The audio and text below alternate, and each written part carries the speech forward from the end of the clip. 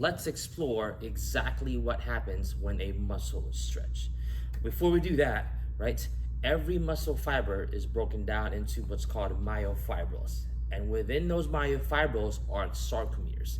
Now, at the end of each sarcomere is what's called a Z line, and in between the Z lines are your thick and thin filaments, otherwise known as your actin and myosin.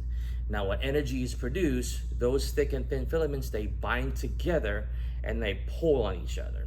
When that happens, that's when a muscle contracts, otherwise known as the sliding filament theory. Now, at rest or when you're stretching, those actin and myosin are now not touching, so that you're able to pull a little bit more, and you're pulling those Z lines, those sarcomeres, apart. That allows you to elongate the muscle. As you stretch, those actin and myosin or thin and thick filaments do not bind. So when you're stretching, you are now spreading the Z lines away. And so there's two key factors when you're stretching now, and you're going to include the stretch reflexes. Specifically, there's two of them. The first one is going to be the myostatic stretch reflex, which includes your muscle spindles. Now, your muscle spindles are located in the actual muscle belly itself. They wrap around every muscle fiber and they run parallel to the direction of the fibers.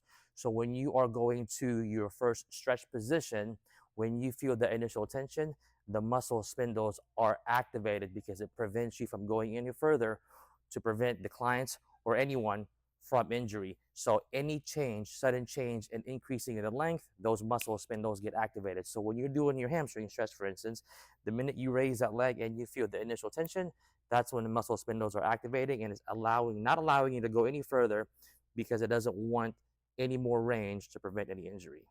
The next reflex is going to be your deep tendon reflex. And that now deals with what's called the GTO, which is the Golgi tendon organ, and that is located at the junction of the tendon and the muscle. Now, what that does is that it enables the muscle to continue the increase in length to prevent the client from injury again, just a different reason, right? And so, in order for the Golgi tendon to be activated, there has to be a load or contraction of the targeted muscle that can enable you to push further and increase the length of that muscle that you're trying to stretch. So when you are lifting, we're going to use hamstring stretch again. In order to activate the actual Golgi tendon organ, you are going to have a contraction. So you're going to instruct the client to go ahead and contract the hamstring. So push your leg towards me. 3, 2, 1. When they relax, the muscle spindles get deactivated. The Golgi tendon organ activates, and you're able to go a little bit further into the actual stretch yourself.